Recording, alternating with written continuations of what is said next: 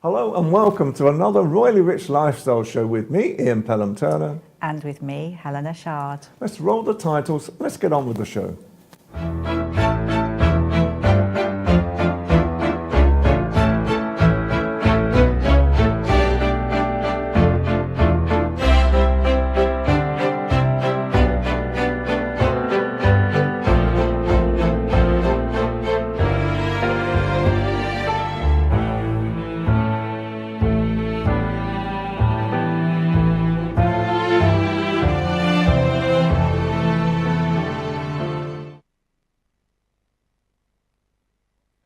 Bursting with royal news again today. The smile on her face says it all.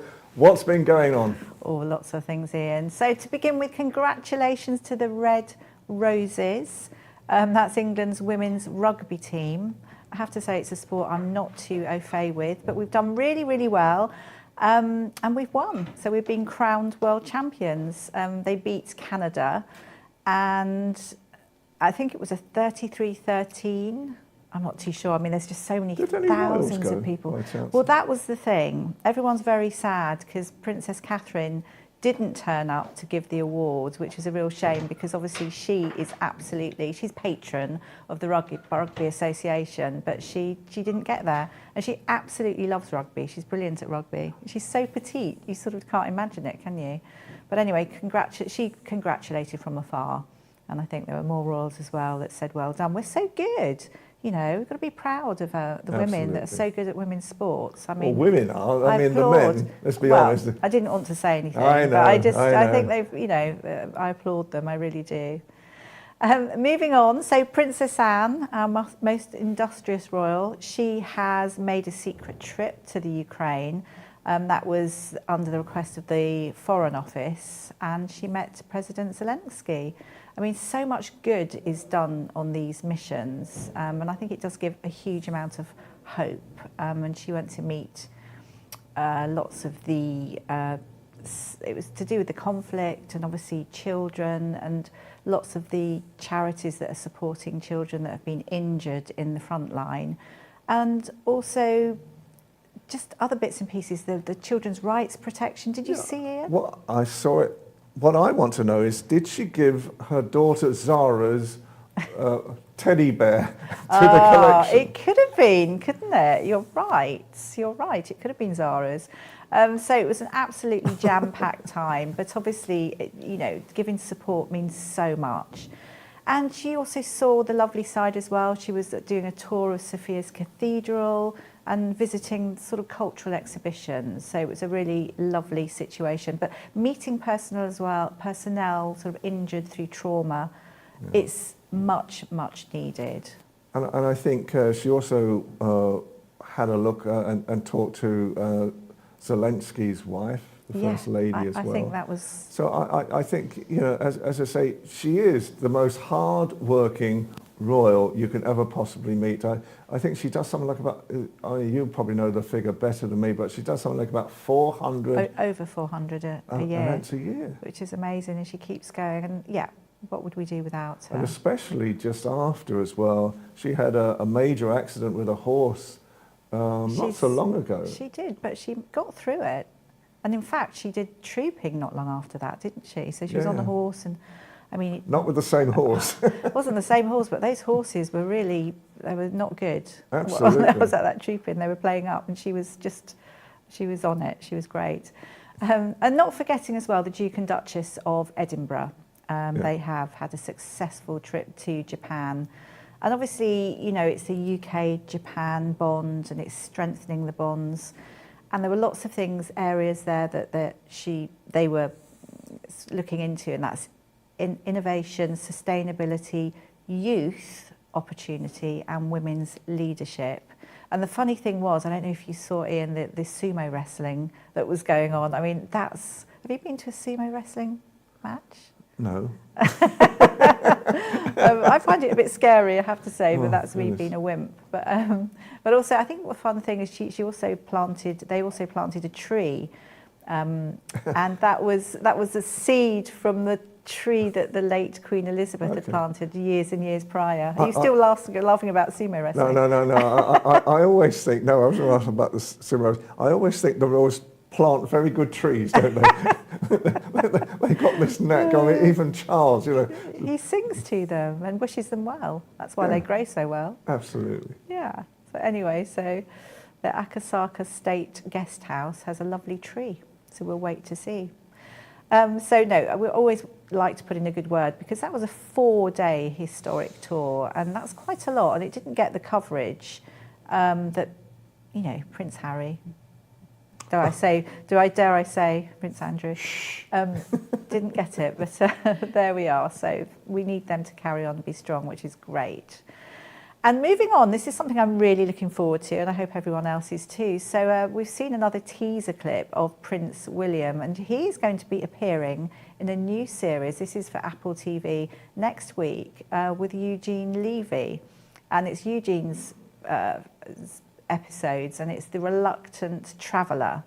But the lovely thing about it, this is living the royal life in the UK, and we'll see Prince William giving a tour of Windsor and Windsor Castle, and we're going to learn some tidbits, which I think is really quite exciting. And we're going to learn a lot about the family, and he's going to open up and various things. And I think more and more we see the royal family doing things on, you know, all these different channels, including Netflix. And I know King Charles has got something coming up, and it's something that's good because I think obviously for the younger generation it's good. Yes. That snack on watching things. And obviously to be more loved and known in the US is going to be great. So all good. We're going to have to keep watching. And of course they'll be moving to Forest Lodge in December, but that's another story. The reason why we are both laughing at this is that we work with Fox News in America as well, and we've been inundated, haven't we? You know, the past few days about this 2.5-mile exclusion zone now that has been put around the house for the future, and has not gone down too well with the local residents who walk their dogs in the area that are now excluded from. So I think there was a car park there, and obviously there was some land that dog walkers used to walk. But you know, it's change, isn't it? I'm sure things will sort themselves out. That's what I believe. And I think finally, a fun piece, I think, is that something we discovered. I mean, obviously there's lots of things on Princess Diana at the moment, and there's going to be lots of documentaries and amazing things coming out next year. But we heard that her hairdresser had to smuggle something into the palace when she was a working royal. Her hairdresser, Richard Dalton, used to sneak in the tabloids. Now, it was done, the tabloids as in newspapers, because she didn't want to be seen ordering them, and complete madness, I know.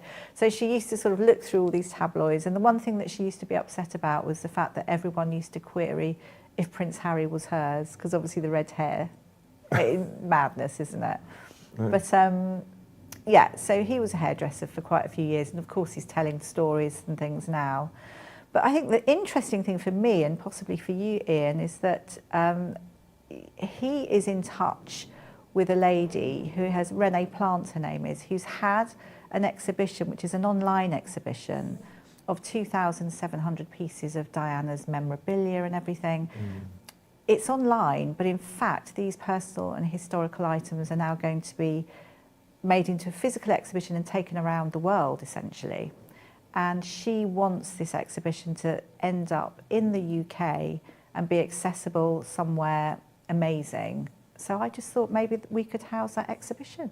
What do you think? Well, you know, who knows what is the future of all of us at the moment. Yeah, I think it's a goodie. That's what I'm going to end on. But I look forward to seeing that exhibition very soon. Perfect. Let's end there. Short and sweet. As you. So basically, we're just going to take a short break now, and then we're going to have a great introduction to the world of modelling and model agencies. Stay tuned.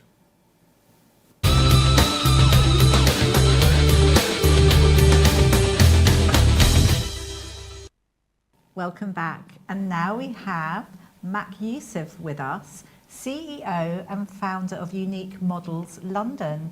Welcome. Thank you. Thank you for having me. You're looking very immaculate this afternoon, Mag, I have to Well, I'm say. only just Helena. trying to keep up with Ian. It's a high bar.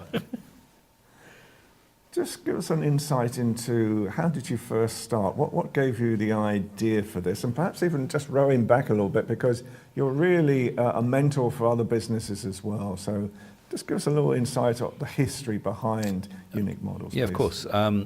It started around 10 years ago.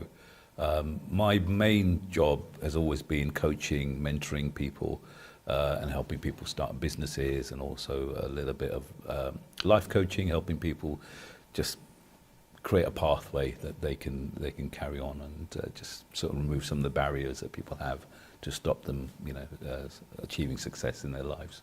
So I've always been passionate about that. A friend of mine is a designer, and she invited me to one of her first shows in London about 10 years ago.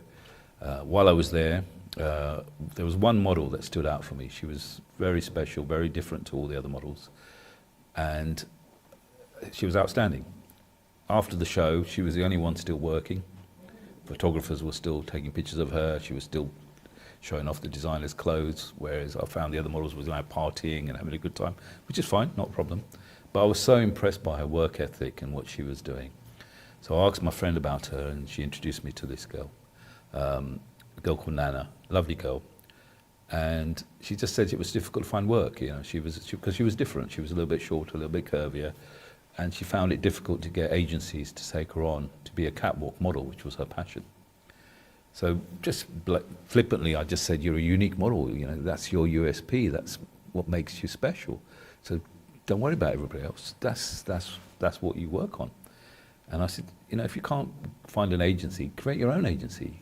Get a group of models together and do your own thing, and you can find, solutions that way. So that's what we started doing. She didn't know what to do, so I helped her create the agency. It was really just for her. I didn't know her at all personally. I just met her this one time and thought I'd help her out. Anyhow, a few months later, she passed away. Very young, 26 years old, and she was just gone. She was like a comet flying through the sky on this planet, and she just was gone. So I left it alone. It wasn't my agency, it was hers, and didn't do anything with it. 2 years later, a friend of mine introduced me to a photographer from Argentina who'd come over to London, was looking to establish an agency. So he heard about my agency and said, look, it was a brilliant idea, why didn't you take it on? So he pushed me along, and so here we are all those years later. So the main principles that we have and the main differences that we have to other agencies is that we believe in protecting the models. We believe a model is a professional and thus should be paid for what she does. We believe that they should be respected. We believe that they should be protected, whether they're male or female, to be honest. And that's always been the founding level of our standards that we set right from the beginning. Obviously at the beginning, nobody knew us. We had 10 or 12 models, and because I'd said you're going to get paid, and we weren't getting paid as an agency, so I was paying them, to make sure that I kept up to my standards, and that's what we've always done. We've never given a model a job where it costs them to be there. That's just beyond our belief. But we're in an industry, unfortunately, where that still happens a lot. And here I am 10 years later, still fighting for that cause and trying to change the industry so that these girls and boys are respected and treated the way they should be. So that's who we are. I come from a casting background, so I completely understand what you're saying. Yeah. Lots of clients used to want to book people always for free. Yeah. And in fact, they were the worst because they treated people so badly. So Absolutely, yeah. that's great that you do that. Yeah, I mean, I understand at the moment it's difficult because so many girls would like to be models, so many boys would like to be models. And if I put an advert out today for a job and say it's free, we're not going to pay you, I'd still get many applicants applying for that job. And I understand why. They want to get a foot in the door, they want to get established, and they're prepared to do it and pay even. There are designers out there during London Fashion Week were charging models £300 to £500 to walk in their shows.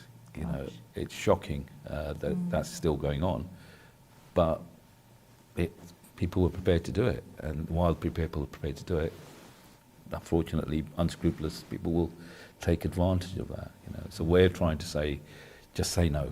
You know, if someone says to you, you know, we're going to charge you to be here, say no, because without you, there is no show.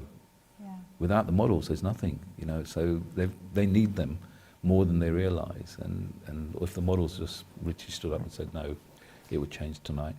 I was reading through, in fact we're showing it now, some examples of your situation that you've got at the moment. And on your website you're sort of saying that you really try to foster talent, confidence and professional excellence. So I believe you started doing classes as well. Talk us a little bit That's about right, yeah. We've run a couple of academies where we've invited aspiring models to come along, and we teach them to walk, we teach them confidence, we teach them to understand, you know, the inner strength they have and to bring that out when they're standing on a catwalk. Because it's very difficult, you know, to stand there and walk up and down with photographers, with an audience watching you, everyone's judging you, and it's so difficult, and people don't always comprehend how difficult that first step is to go onto a catwalk for a model, or even in front of a camera for the first time in a studio. It's very, very difficult for lots of young ladies and lots of young men. So yeah, we try to coach them into the mental side of it as well, and to give them that strength and confidence to understand what this industry is all about. The walking and the physical sections, you know, are very important, obviously, because that makes you stand out from other models when you go for a casting. But obviously, more than that, it's the mental attitude and the strength that we want to give them for the future. That they, you know, because this is a business, but not always for them. You know, some do it because they enjoy it. Some are looking to make a profession out of it, and again, we have to understand that and nurture them in the right way as to what they want to achieve out of this. So it's an understanding of who they are, and then allowing them to create their own brand, their own image, and that's really what we try and do. You know, every model should be a self-made business, basically, and that's their brand. Their name is their brand. So it's nice because you protect them, and then obviously they have an understanding of what they're going into, Yeah. which is wonderful. Do you have like contacts with clients, corporate clients? I don't know, fashion designers. Do you work Yes. hand in hand so that Yeah, you so can give work? there's a number that we work very closely with, that we've always worked with for many years, and we have a very good connection with those designers and some brands that we work with regularly. So they will contact Unique Models because they know how we work and they understand, you know, what we offer for them, and we've got a very good partnership with a few.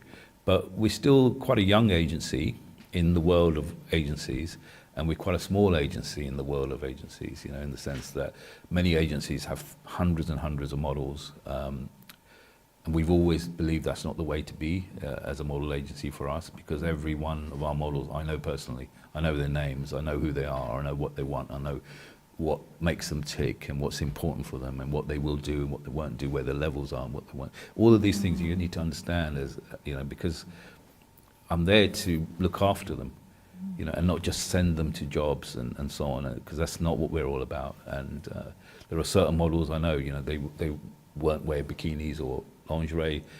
So, you know, if somebody applies for a model, I just don't send them every model. I know which models will work for that job.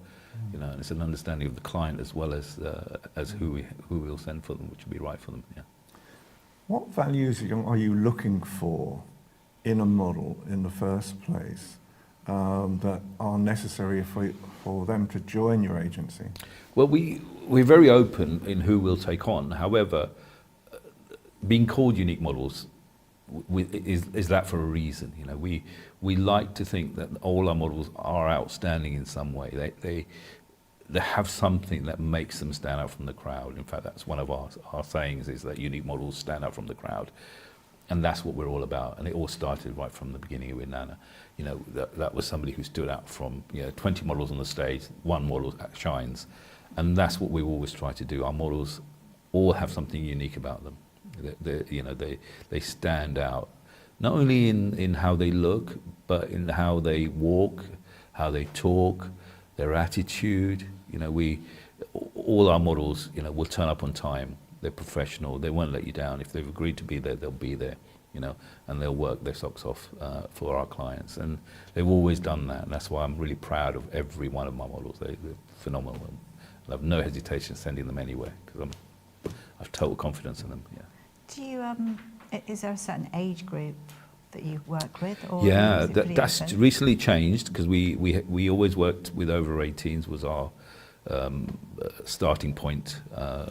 But over the last few years, we've had a number of parents approach us and ask us to see if we can mentor their child and so on. And then when we first did the academy, we had a number of young models there, under 16, that came to the academy to learn.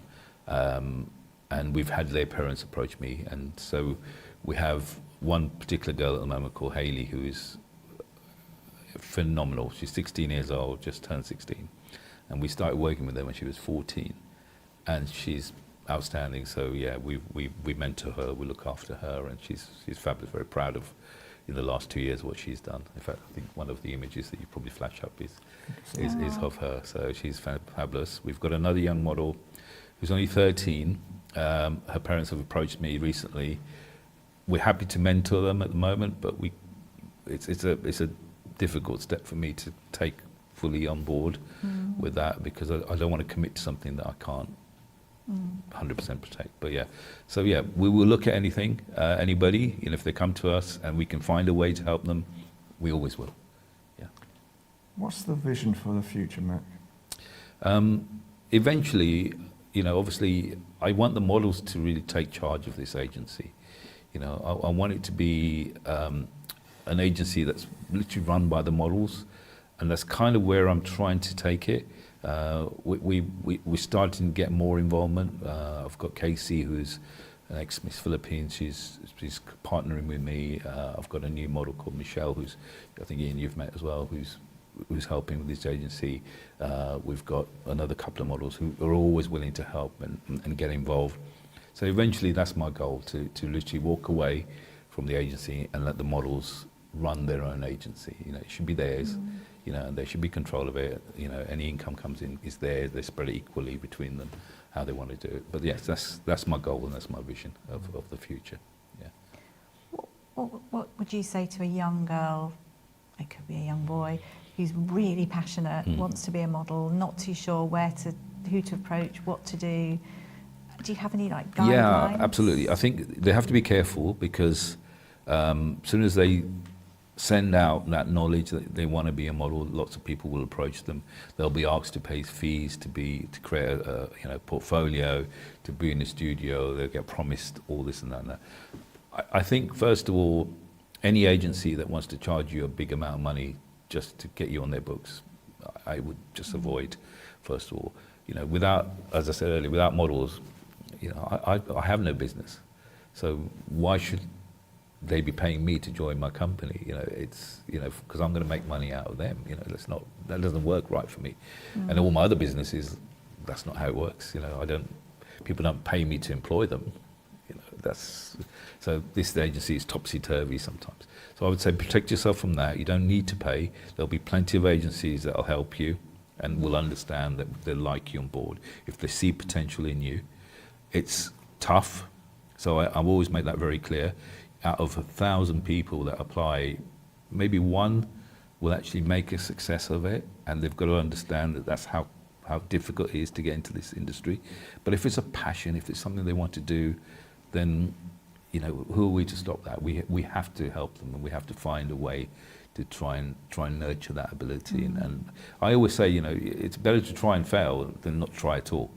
So what I don't want is people ever living a life with regret. You know, if you want to do it, I'll open some doors, I'll help you, you know, and then, you know, if it works, great. If it doesn't, you've tried. You know, that's better than not trying. Do you have a team that you work with? So, for instance, photographers on Yes, board to take the artists, models, pictures? Of course, yeah. I mean, you know, my talent for photography and all that is literally zero. So I'm very reliant on skilled people that I can call upon to do this job. You know, as I said, literally, I may be a figurehead, or you know, I started this agency, but the agency is not me. You know, the agency is made up of lots of people that make it work. You know, photographers, makeup artists, stylists. You know, coaches. We have runway coaches. We have speaking coaches. You know, we have lots of people that help lots of people to make this agency what it is today. Yeah.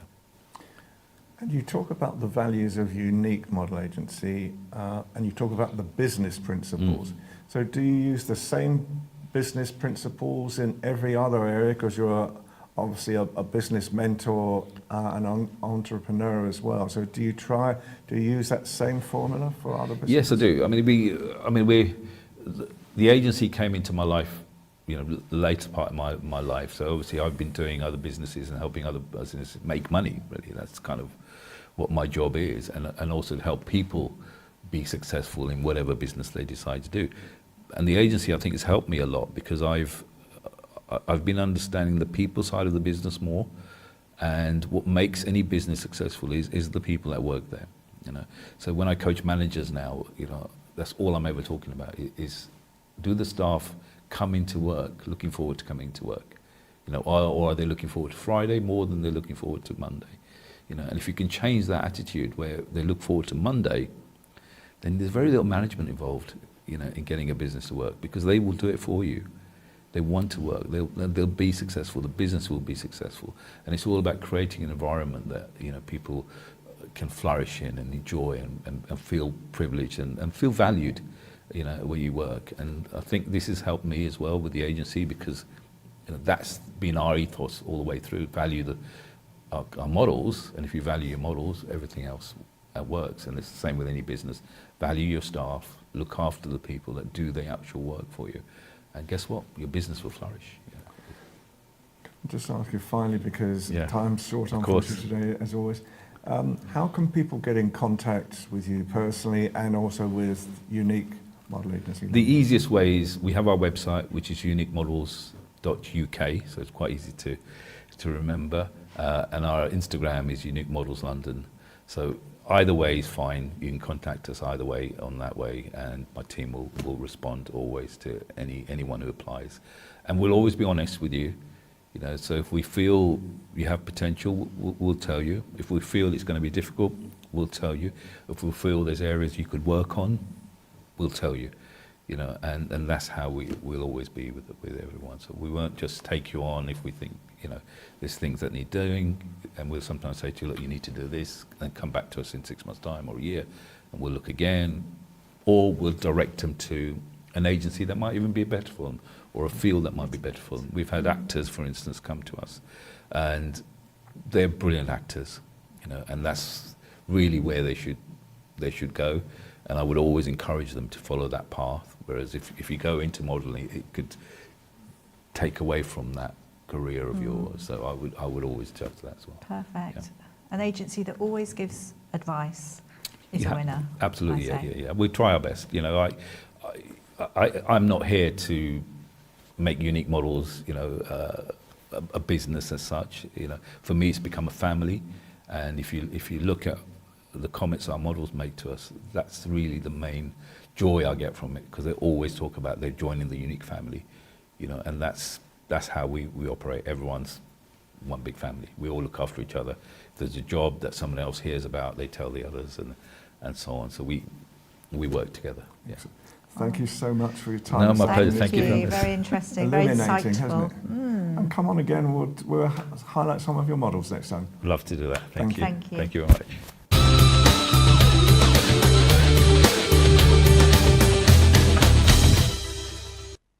Welcome back. Now we've got Olga Freeman, the founder and CEO of Bespoke Matches. Welcome. Look at you. Thank you. So, starting off with, what gave you the idea in the first place to actually start the business you've started? As an Eastern European woman, I have traditional values when it comes to family and finding a life partner.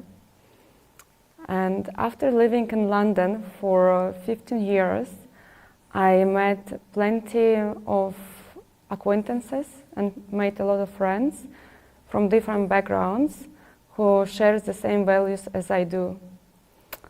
To my surprise, I found out what meeting compatible partner was a common problem for all of them. Yes. And hence, I decided to start my bespoke matchmaking agency, where I help my clients to find suitable life partners who shares similar life goals, Yes. who has shared values, Yes. common interests, and mutual attraction. Great. Do you find that men and women are very different in their focus to dating? They are different in their own way. For example, for men, I notice they more focus on appearance, which can cut off a lot of suitable candidates. If it doesn't fit their criteria of the looks, they can decide not to meet this person. However, for women, in general, I think for women it's more difficult because a woman has a longer checklist, which would include not only appearance, but more like details on height, income, education, and if one of and many more, of course. And if one of these checklists is not as they expect, they will also reject introduction. I know you're a very kind person. I know you're a very considerate person, and I know you really do take on board all the understanding when a new client comes, to actually really get to understand them, really to help them go through the processes as well. How important is it to you to really understand who they are as people as well? It's very important. I usually try to meet every client I work with in person. Or if someone is located overseas, I will do a video call. And before start working with them, I would try to understand what kind of person we're looking for, what are their values, what are their life goals. And if I think I can help them to succeed, I would take this person as a client and I will guide them through the entire process.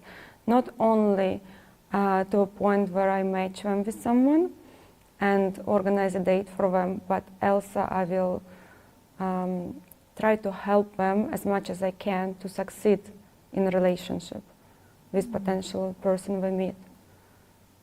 So it's like a journey. It's like from the start to the end, we have all this experience. I would say it's something similar like if you would have a relationship concierge who will introduce you to a compatible partner, who will organize a date for you, who would follow up. You will never feel alone. You will never feel like you don't know what's happening. His interest is mutual, or this person is not interested to meeting me again. So you will always know what's happening and where you stand, and you will have support and guidance from your matchmaker from the start to the end of your membership with us. Okay. Olga, how long have you been doing this business? It's fascinating. How long? So I've been doing it for 10 years. Bespoke Matches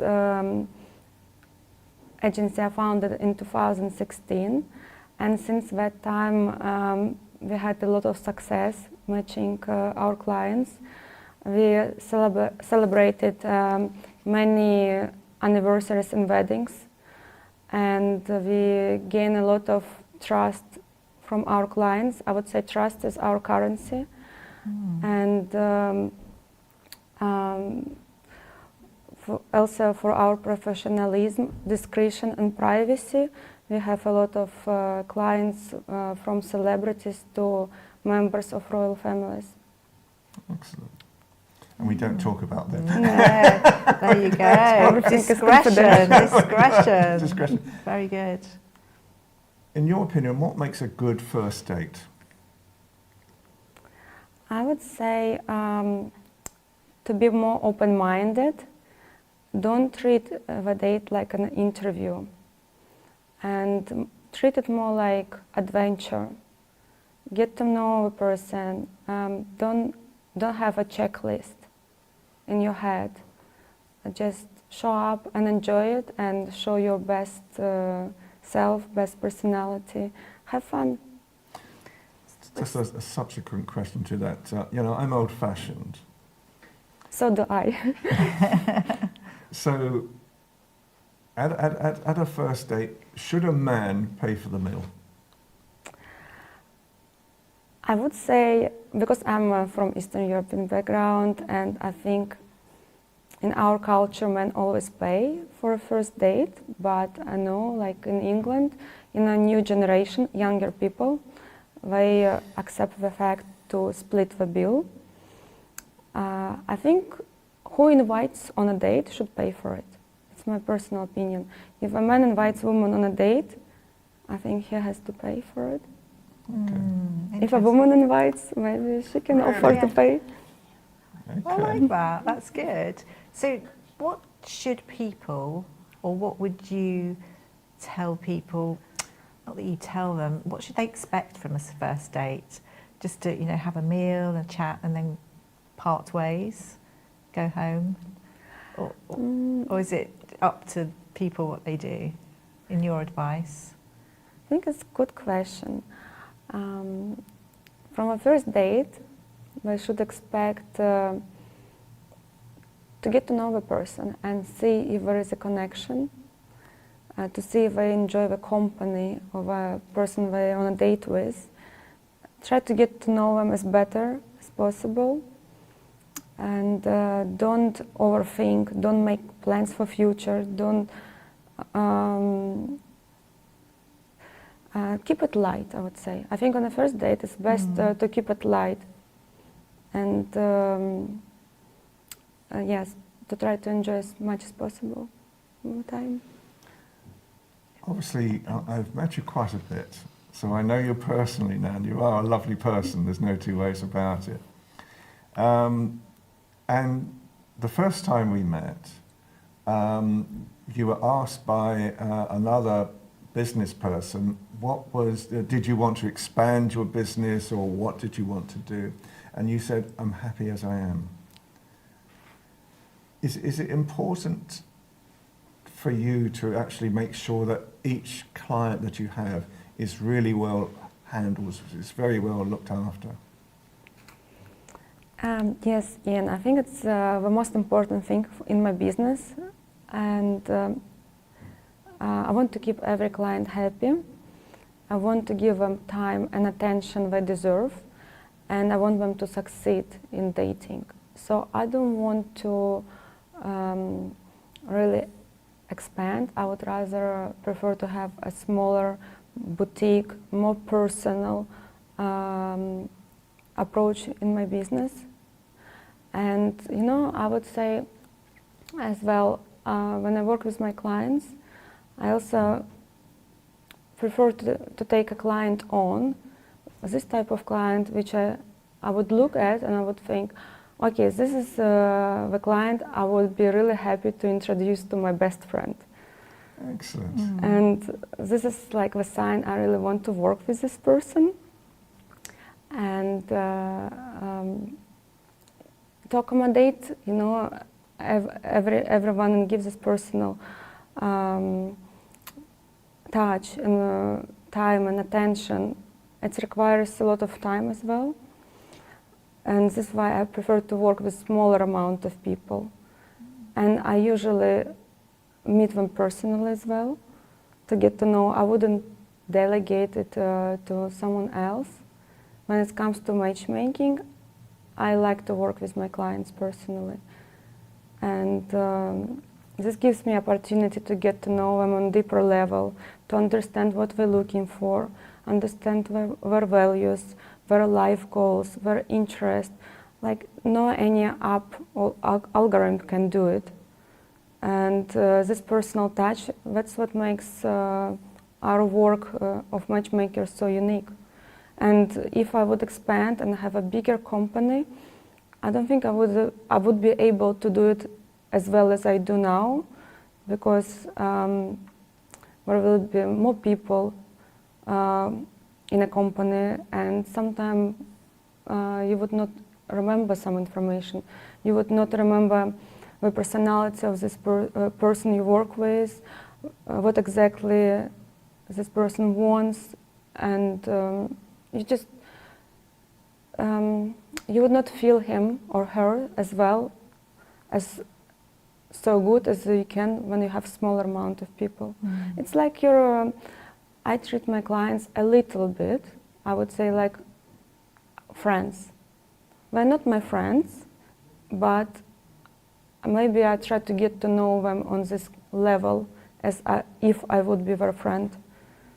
I suppose it's almost like a family, isn't it, to you in some ways? It is like a family to me, yes.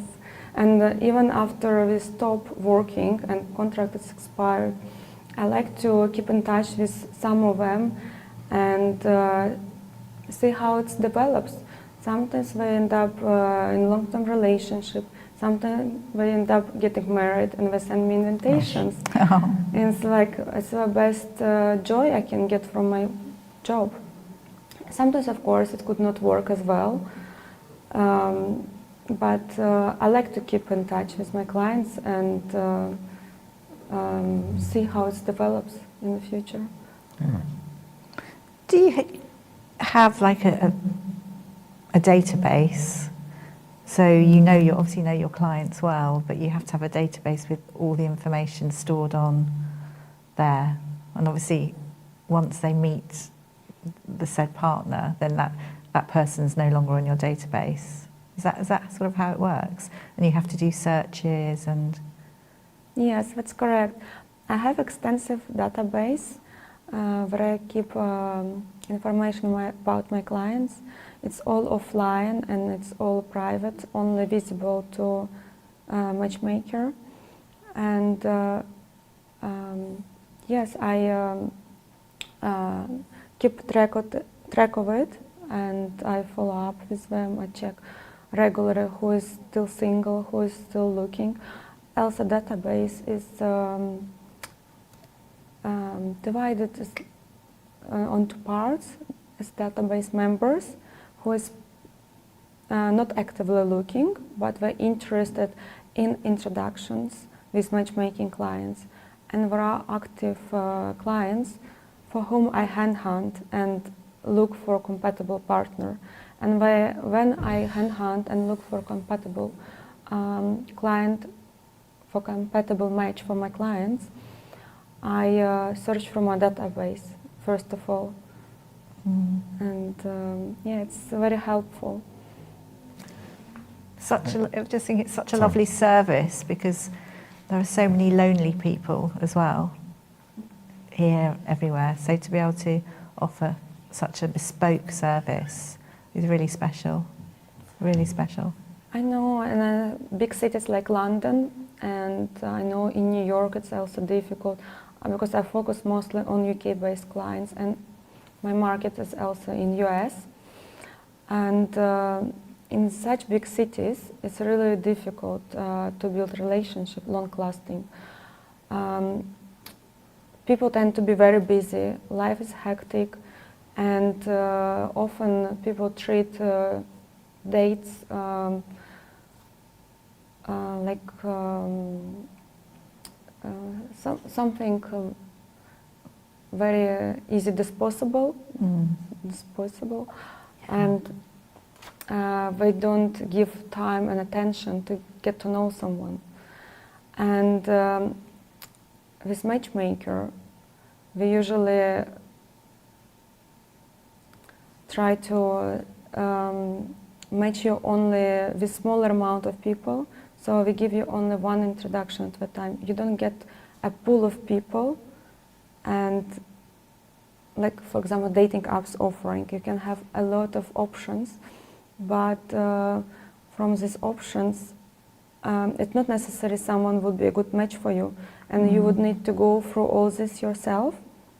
While with matchmaker, you will receive more quality and more tailored to what you're looking for, as well as you will know what this person is also looking for, a relationship and something long term. While on a dating apps, you never know what is other person looking for. You never know. It's a mixture of people. Some are serious and some are not. Some are looking for a relationship. Someone maybe just looking for a date, nothing more. So with matchmakers, we make sure we only work with serious clients who are looking for a long-term relationship or marriages. Excellent. How can people get in contact with you now, finally? If finding a life partner sounds intriguing for you, then they can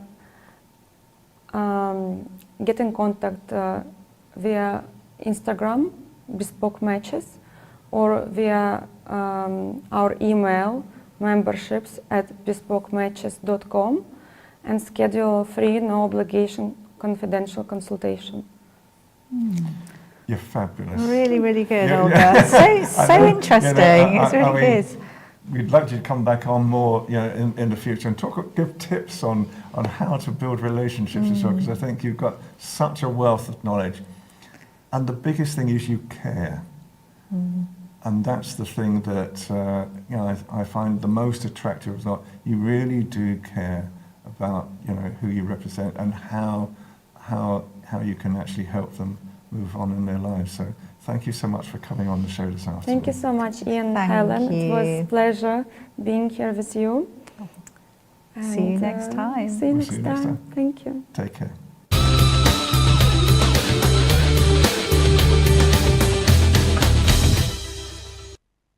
Welcome back. And now we have Natalie Sin, the fabulous singer. Hello. Hello, hello. Nice to see you guys. Bless Thank you. you for giving me a chance to interview here, talk Bless to you you. guys. More than welcome. So you're an award-winning singer. Yeah. You have a Chinese music background as well. You come from Hong Kong. Yeah, thank you. Know my background. Give us a little bit of a background of how you started singing and the different countries you've come to before you've landed in UK. Yeah. Oh, okay, it's a long story, but I try to make shorter. Yeah, I'm started singing actually 15. Sing the popular songs. My first competition, I win, and after I have so many chance to do with going to all the different cities in China, and then after I moved to Hong Kong, and I tried to have my albums in Hong Kong, and also have my own show. It's like about 10 years. I have a lot of show in the whole of the world. It's my own show. Yeah, I'm really lucky that time. I have a good manager to connect with all the different countries like America, Canada, Australia, New Zealand. But of course, most of the show is doing in Hong Kong and in Macau, around Asia. Yeah, that's about 200 shows. Yeah, Wow. each show is about like 3,000 to 8,000 people in Gosh. the audience. Yeah, that's big shows. Normally I do the big shows. Okay. Yeah. And how? What? Let us Yeah. know what's your show. Is it you just singing a few songs and then you go, or do you play different characters? Is it like a theatre production or? Yeah, and in China when I'm in Hong Kong, I do the show is all. I did the show is all like just the one. I sing the one woman. She's a very very good singer, the best singer in China, in Hong Kong. Everyone know her, because she's passed away unfortunately. So I sing her songs like every show is like 30 over 30 songs. And I dress like her and yeah, sing all her songs. Everybody sing with me, and so touching because everyone love her. Her name is called Julissa Tan. Oh, that's lovely. So you're like a tribute. I do tribute songs, yeah, tribute shows in the whole of the world. And what we talk about is I did a different character show as I started in London. That's my first time to the four divas shows in West End Theatre. It's called Always Theatre, 2022. Wow. And so when you say a 4-woman show, so you're 4 different characters singing in and one also show? dress looks like them. In the 3 minutes sounds change hard. the makeup. It's like crazy. I think it's really difficult for me to make that shows happen. I feel really happy for I did that, but I feel like really difficult when I was thinking, all the memories come back. It's really lots of difficult things come out that time. Yeah. So your show is called The 4 Queens of Classic Asian Pop. For divas. Yeah. Mm-hmm. So basically, what gave you the idea in the first place to create that? Such good question, very good question. Yeah, and when I started, when I gonna start this idea, actually is from Hong Kong. When we're in Hong Kong, because I also teach a lot of music, teach a lot of students to sing different songs. So when I teach, I have to teach every different kind. So, for example, Anita Mui, she's the very famous singer from Hong Kong, and her voice very low. It's like very deep, very low, and very sexy, It's totally different to Julissa Tan's voice. And Fei Wang is also very famous as well. She still sings, and she's still the top singer in Asia. And her voice is very soft, very pretty, very, clear, like just like very close to Julissa Tan, actually. Yeah, another woman sounds like called Polo Choi, and her sounds voice similar like Anita Mui. That's why I have this idea for put this 4 divas put in one show, that more people have enjoy all different kind of songs and in the same show. And we have this idea in Hong Kong, and we put all the production together, have a very good band also in Hong Kong already, and we have a lot of dancers with us, and we already have costumes and makeup, everything's ready, but it's COVID time. 3 years, so we can't do anything in Hong Kong, and that time, we don't have any show, actually, we can't do anything, and even we cannot be with more than 4 people together. That's not legal. And all my students also stopped to come to my class. So it's 3 years. I haven't, just like no help. You don't know what's the future, what we're going to do, and what's going on. And maybe like this 10 years, that would get crazy if I stay in Hong Kong. That's why I moved to London. I have chance. I'm really lucky to move to London, live here. And in London, then with a lot of people and Chinese friends from Hong Kong, they said, why you just do this show in London? Because London also have a lot of Chinese people, not just from Hong Kong, from Singapore, Malaysia, and Macau, China, Taiwan. So international Chinese people here. So why just do this show in here? That's the start of this idea, starting in London. Yeah. So when you came over to London and you started performing, did you manage to get lots of bookings? How did it go? Yeah, because I sing all Chinese songs, so that's why the first show has to be in the theater, because people don't know, a lot of people don't know I'm here, and then they maybe, and also that time London just opened, and not very active for all the events, and they need people to sing some parties, So for West End theaters, they like our idea actually. We talked to the different, like maybe 5, 6 theaters, and they all want us to do this show there. That's given me a lot of support, because I feel like it's because within theaters, they not take every show. If you give them money, yeah, they have to know, they have to control the quality as well. So I'm really lucky, I'm really happy they like our idea. So I choose the West End Theatres in Covent Garden, it's called Allwood Theatre.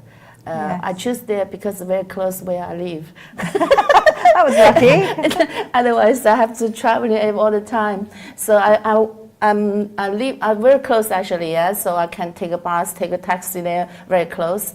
And also the size is right my size. I really like 1,500, 1,400 people. Yeah, it's for compare my previous show. This is maybe small, but in London it's medium size. Yeah, I'm really actually when I start, I didn't know how difficult to sell tickets right in London. Yeah, but Sorry, I interrupted. yeah, but the end of the time, then we sold out. I'm very lucky. Thanks all the people support me. I'm really happy for that.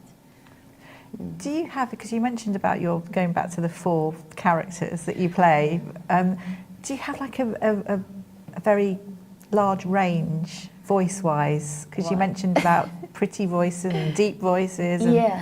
So you can sing lots of different, altos, sopranos. I'm trying to think bass. I can't, Yes. Because when I teach, I have to try all the different kind of styles singing, even men's voice, even like male singers. Yeah, I have a lot of students also as a male. Yeah, so when I teach that time, I already study very much for these people how they sing these songs. Then because if I learn, I teach people, I have to sing for them. I have to be the model. I tell them how to sing, tell the student how to sing. So that just, at the same time, I already improve my singing as well. And I can sing, then I figure out, I can sing this one. If you only sing the one kind of songs, you never know you can sing another like a low part songs. Yeah? So when I teach, I figure out I can do. And a lot of students said, teacher, you can sing. Why you just sing more this different kind of songs? That's why I get an idea little by little and put it together, come to now. Yeah. Excellent. I know when we met recently, we met at Ivanko's fashion show, and you were fabulous there as well. Thank you. Do you find different countries have different audiences? Or do you feel that your talents go across all genres, all audiences across the world? Or do some countries expect something more, something less? How do you find them? You mean the audience? Yes. They like. Do you change your show, for example? Okay. So would a show in Macau work just as well in London? Yeah. For example. Oh, yeah, that's a big difference because you mean the 4 Divas show was before the 200 or show? whatever, yeah. Yeah, for in London show for me, I still remember that night. How many Chinese people in London? I can't believe it. Also, not just from London. They're from like Birmingham, like Manchester, all the different cities normally from UK. I'm really appreciative from deep of my heart. They come to my show, and I have maybe 20, 30 flowers they give to me. Really? Oh my God, my stage, all the flowers. I never had flower like that. It's like it's really touching. And all the downstairs, all the audience, they sing with me together. One song I said, can you sing with me? And the whole audience sing. It's like, oh my God, in London, sing Chinese song, the West End Theatre. That's really, really special time for me. Oh. Yeah, really touched. I'm feel really want to cry, but I cannot cry. Otherwise, I can't sing. Yeah. Do you have you learned lots of English songs? Yes, I have to. Or you're because in the midst of learning? exactly, yeah. Because I have Chinese shows many years. First of all, I moved here. First of all, thinking I can't do the Chinese song all the time, because it's like a big show. You only maybe once or twice a year. But if I'm here, as I'm singer, I love stage. I like to show. I like to share my voice, share my song with friends, with audience. That's my whole life. Yeah, I can't stop. So that's the only way I can do is like I have to be sing English songs. Have to learn English songs. That's really tough for me actually, because before I sing English songs just for fun. I didn't take serious. Maybe 1 or 2 in the theater, I practice that songs. But now I have to sing, if like whole event, I have to sing 20, 30 songs. I need to practice a lot. That's why I tried. One day I think, okay, I cannot be lazy. I have to wake up to do more things, change my stage style or something. Yeah. So that day in the fashion week, I changed my style and sing all English songs. I hope you guys enjoy it. Yeah, you remember your wonderful hair as well. It looked amazing. Yeah. Natalie, do you are you registered with agencies? Do you get work from, I don't know, agencies here in London, or do you go out and get your work? Oh yeah. Approaching people. Yes, for now I don't have a very typically one agency, because my English songs now I sing, I still need to improve. I think I always have a space to try to.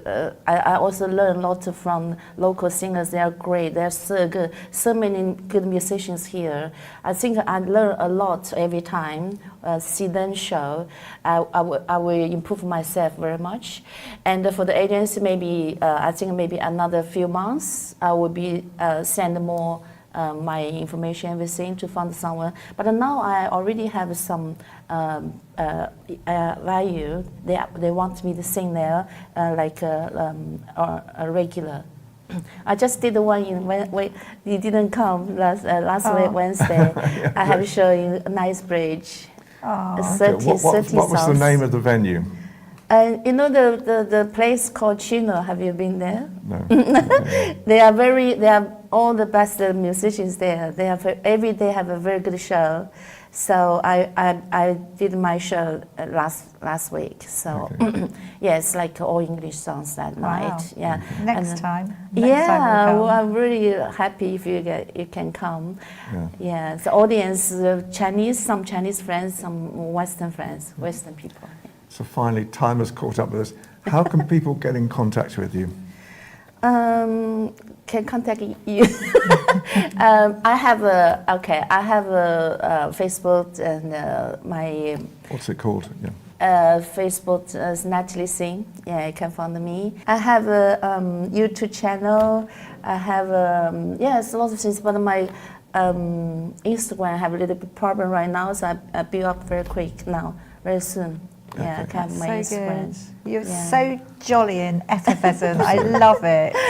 Thank you so much. Thank Bless you. you. Thank you. Yeah. Well, it's another great show. Wasn't it? Some incredible guests. Wonderful. Life partners, models, business. Absolutely. Singing, and lots of royal naughtiness as usual. Absolutely. The royals and model Really good agencies fun. and bespoke matchmaking. My goodness me. Brilliant stuff. What does this show become? So, as always, I think I'd like to thank Helena Chard from ALB UK TV and Dr. Jacqueline Kerbeck from USA Global TV and Radio, and also Londres TV as well. But I know you always have a final thoughts that you want to say at the same time. Gosh, what's the final thought today? Honestly, I do think after just speaking to everybody, I think it's so important, isn't it, to work hard at what you're passionate about. And I think if you really work hard, you will achieve and get what you want. Never give up. Absolutely. So we've had 3 prime examples of that today, of how professional all these people are. So From me, Ian Pelham Turner. And from me, Helena Chard. Have a great week. We have more great guests again We next have. week, and we hope you enjoy the show. See you Stay next tuned. week.